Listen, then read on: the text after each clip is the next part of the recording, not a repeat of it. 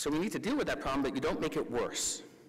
You don't say, well, we have a bigger problem, and therefore the solution to the bigger problem is to make the problem worse.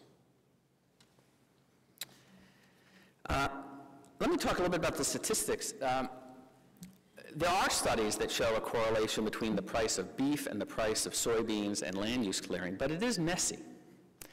It's messy in any one country. Here's an example of why. So for example, recently when there's been a run-up in soybean prices, it turns out that the actual soybean price in Brazil was lower. Why? Because the exchange rate in Brazil was so profitable. And then on top of that, Brazil was experiencing soybean rust, a disease problem that was holding down their soybeans. So if you just do a kind of a direct one-year correlation, a lot of the times things don't show up. All you really have to know is, when you're deciding whether to clear land, are you calculating how much money you're going to make if you do clear the land? So the clearing of land, which has a lot of effects, and where you do it and why you do it, it's not just economics, but economics is a big factor. You say, it's going to cost me this much money to clear the land, and how much money am I going to make if I do it? And this is exactly how was American farmland cleared. It was exactly the same thing. People did it for land use appreciation. And when crop prices are high, over a period of time, and you can calculate it in, people are making money, you get more land clearing. How much time do I have left? 3 more minutes, okay.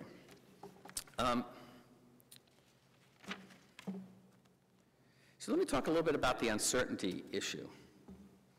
And Bruce and I are actually in agreement about the fact that calculating the precise amount of land use change and emissions is a very uncertain calculation.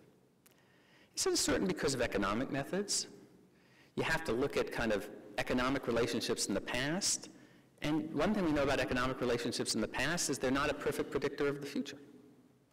And things also depend on government policies. So if the price of soybeans goes up, does Peru say, oh my gosh, there's a threat to our forest, we're going to protect our forest better? It has a lot of the Amazon too. Or does it say, hey, we're going to make a lot more money, we want to get in on the action, we're going to build a highway to clear more land? And economic methods can't predict exactly how these governments are going to respond, but I think in general governments respond to market opportunities too. So there therefore is a significant uncertainty factor. However, what do you do in the face of uncertainty? You take a precautionary approach. And that's particularly true in the case of a lot of these biofuels where the potential releases are gigantic. I gave you the biodiesel example. If a quarter of the soybean oil diverted to biodiesel is replaced by peatlands in the Southeast Asia, palm oil expansion, you're talking about a 4 or 5 or 6-fold increase in greenhouse gas emissions for each gallon of biodiesel. So maybe it will only be 2% or 1% or maybe none at all. But we don't know, and we have to deal with the risk. And that's just, by the way, counting that, because then otherwise the biodiesel has to come from somewhere else.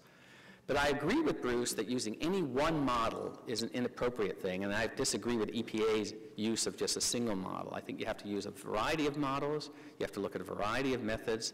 But the most important thing, and here's the last thing I'll say, is even if the world were run according to Bruce, and we had all of the good things that we want, farmers, when they converted land, did everything we wanted them to do, and we reduced our beef consumption, and we used all of our underutilized land, and we had more land available. This question you still have to ask is, what's the net gain of using that land for biofuels versus using it for something else? Now, it turns out a lot of agricultural land is abandoned. Even as we expand our agricultural land in the world, there are places where agricultural land is abandoned. The entire east coast of the United States was once deforested, and it's now mostly forest, and it absorbs a lot of carbon. So you always still have to ask, what is the net gain? And it turns out that that land, if not used for biofuels, even if it's surplus, would still store a lot of carbon. And the potential net gain of using it for biofuels is very small. So you want to get a big gain from using biofuels, the answer is you got to use something that has no opportunity cost or very little opportunity cost.